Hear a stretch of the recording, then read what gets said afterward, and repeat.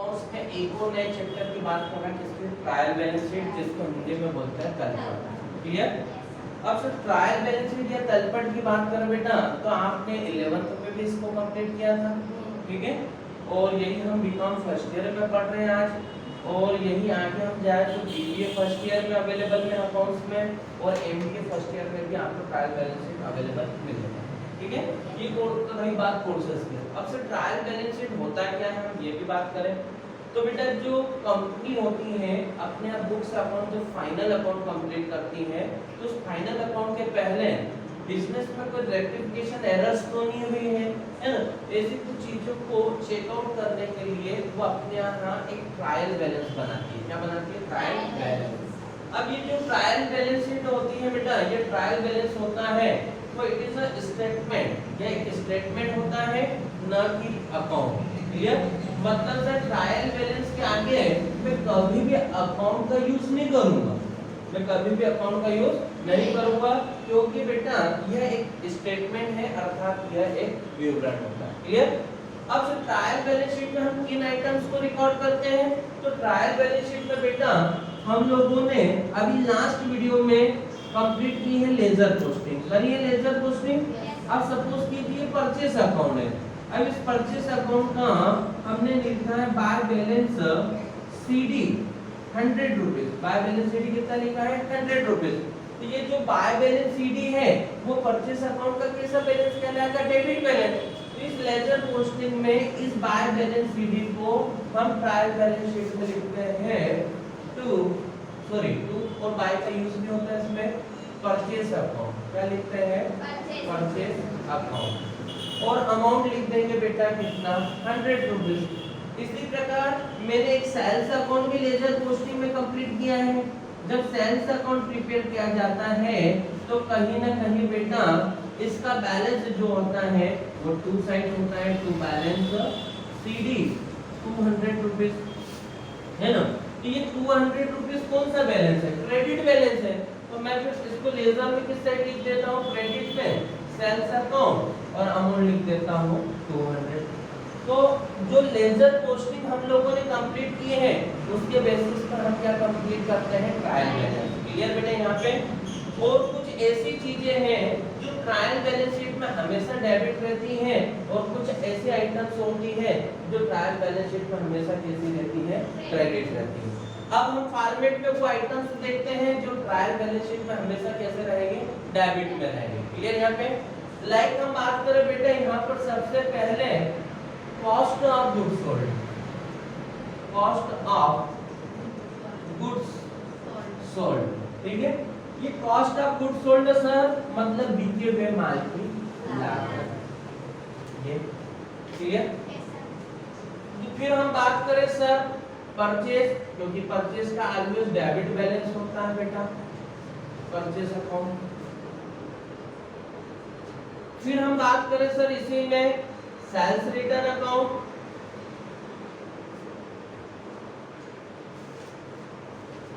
Sales return account का भी हमेशा कैसा बैलेंस रहता है? आपका डेबिट बैलेंस रहता है। इसी प्रकार मैं बात करूं सर फिक्स्ड असेट्स या फिर मैं बोल दूं सर असेट्स के बारे में ओनली। किसके बारे में? असेट्स। अब इस असेट्स में बेटा टेंजिबल असेट्स एंड इंटेंजिबल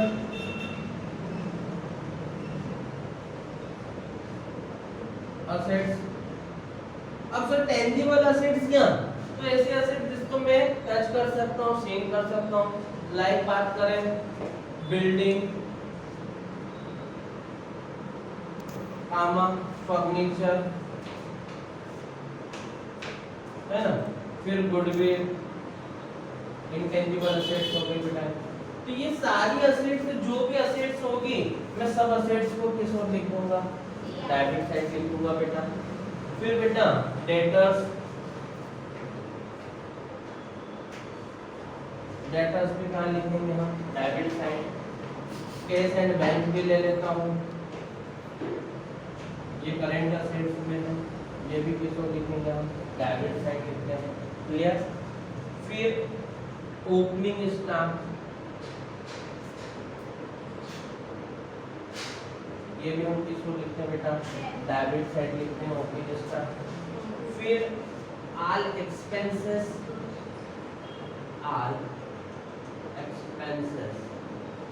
फिर सारे एक्सपेंसेस है ना, लाइक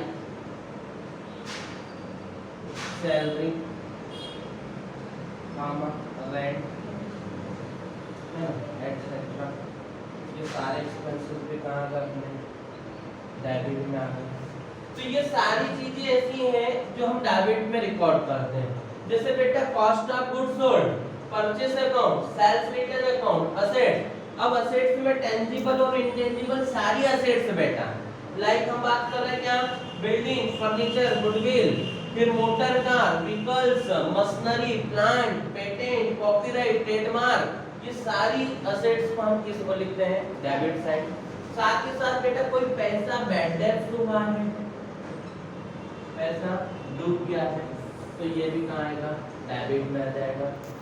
फिर बेटा डिस्काउंट अलाउड, थोड़ा सा एक और ये नाम दे देता हूँ मैं, डिस्काउंट अलाउड, ये भी कहाँ जाएगा, डेबिट में आ जाएगा। तो कुछ ऐसी आइटम्स हमने लिखी हैं जो ऑलवेज किधर आती है बेटा, डेबिट में आती है ना। और कुछ ऐसी आइटम्स हम आप नोट कर लेते हैं जो हमेशा कहाँ दिखेंगे, हमें क्रेडिट साइड में दिखेंगे। अब वो आइटम जो क्रेडिट साइड में ऑलवेज बैलेंस शो करती है वो क्या क्या होता है बेटा, है ना, यह सेल्स रिटर्न, ठीक है। सबसे पहले मैं बोल दूं बेटा sales, sales always credit balance show करता है हमेशा, तो हम इसको कहाँ लिखेंगे, क्रेडिट में लिखेंगे। और वैसे हम जर्नल एंट्री में भी उसको सीआर में लिखते हैं। जबकि परचेज रिटर्न भी कैसा बैलेंस शो करता है बेटा, अपन को क्रेडिट बैलेंस, तो परचेज रिटर्न अकाउंट है ना, ये भी क्रेडिट बैलेंस शो करता है। फिर कैपिटल अकाउंट बेटा भी कैसा बैलेंस शो करता है हमको, क्रेडिट बैलेंस शो करता है, इसलिए हम इसको कहाँ ले जाते हैं, क्रेडिट में। फिर लोन टेकन ओवर,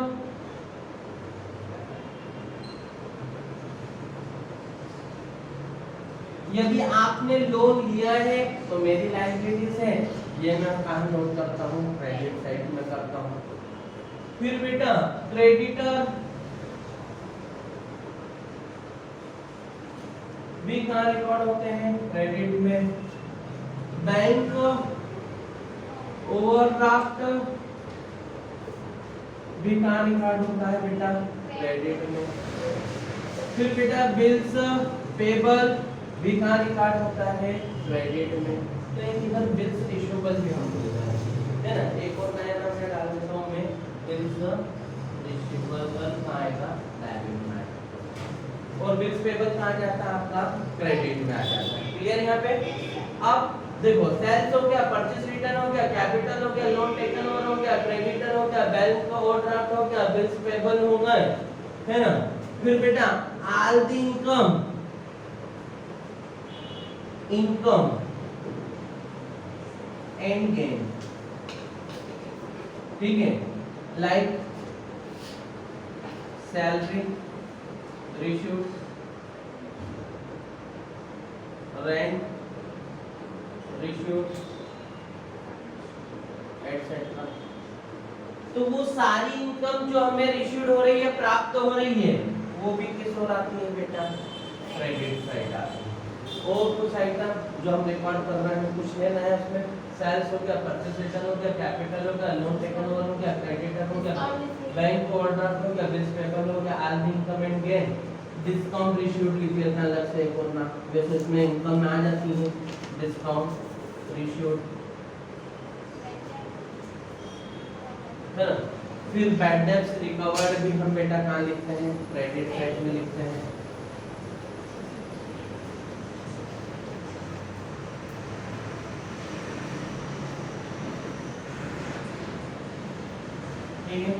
ये सारी आइटम्स को हम कहाँ लिखते हैं, क्रेडिट। अब हमेशा तलपट के दोनों पक्षों का टोटल क्या होता है बेटा, बराबर आ जाता है। ट्रायल बैलेंस के दोनों पक्षों का टोटल क्या होता है, तो क्या सर ट्रायल बैलेंस शीट के टोटल दोनों पक्ष है जो डेबिट और क्रेडिट है वो इक्वल कर देते हैं तो उसमें क्वेश्चन 100% सही होता है? तो नहीं बेटा, कभी कभी ट्रायल बैलेंस शीट के टोटल तो मिल जाते हैं फिर भी उसमें कहीं ना कहीं एरर्स रह सकती है। क्लियर? फिर भी 99% में ट्रायल बैलेंस शीट क्या होती है, मिल जाती है। कंफर्म है? पर कोई पूछ ले कि क्या ट्रायल बैलेंस शीट के दोनों टोटल इक्वल हो गए तो क्या हम 100% प्रूव कर सकते हैं कि हमारा क्वेश्चन सही है? नहीं, बाय मिस्टेक कभी कभी और भी हो सकती है। क्लियर यहाँ पे? अब बेटा ये हमने बात की है कि ट्रायल बैलेंस शीट पे इन आइटम्स को हम डेबिट साइड रिकॉर्ड करेंगे और उन आइटम्स को हम क्रेडिट साइड रिकॉर्ड करेंगे। कुछ स्पेशल चीजें मैंने बोल दी कि फिक्स्ड असेट्स आ जाए आप खींचकर आपको डेबिट में रिकॉर्ड करना है। अब फिक्स्ड असेट्स में हमने बात कर चुके हैं कि सर टेंजिबल भी होती है और इनटेंजिबल भी होती है और उसके साथ साथ एक करंट असेट्स भी आती है। करंट असेट्स में भी जो चीजें आ जाए सब कहां जाएगी, डेबिट में। फिर कुछ ऐसी एंट्री जैसे purchase always debit balance show करता है बेटा, कॉस्ट ऑफ गुड्स सोल्ड लिखते हैं डेबिट में, ओपनिंग स्टॉक लिखते हैं, फिर उसके बाद में all the expenses and losses, expenses and losses दोनों का लिख देंगे हम, डेबिट में लिख देंगे। वेट टैक्स एक तरफ से लॉस है मेरे लिए, डिस्काउंट अलाउड है, बिल्स रिशूएबल है, ये सारी आइटम डेबिट की है। ठीक है? क्रेडिट में हमने कुछ आइटम स्पेशल नोट करे जैसे परचेस डेबिट होता है तो बेटा सेल्स कहां जाएगा, क्रेडिट में। फिर सेल्स रिटर्न डेबिट होता है तो परचेस रिटर्न कहां जाएगा, क्रेडिट में जाएगा। फिर बेटा ऑल दी एक्सपेंसेस कहां जाते हैं, डेबिट में, तो ऑल दी इनकम कहां जाएगी, क्रेडिट में। ऑल दी असेट्स से डेबिट में जाते हैं तो ऑल दी लायबिलिटीज कहां चली जाएगी, क्रेडिट में चले जाएगी। क्लियर? तो ये है आपका बेटा क्या है, ट्रायल बैलेंस शीट। और लास्ट वर्ड वही कि trial balance sheet is a statement not a account। यह जो होता है एक स्टेटमेंट होता है ना कि अकाउंट है। और कभी भी मैं इसमें टू और बाय का यूज नहीं करूंगा, मतलब दैट टू और बाय हम इसमें नहीं लगाएंगे। क्लियर है? तो बेटा ये है ट्रायल बैलेंस शीट का फॉर्मेट, इससे रिलेटेड हम कुछ क्वेश्चंस करते हैं।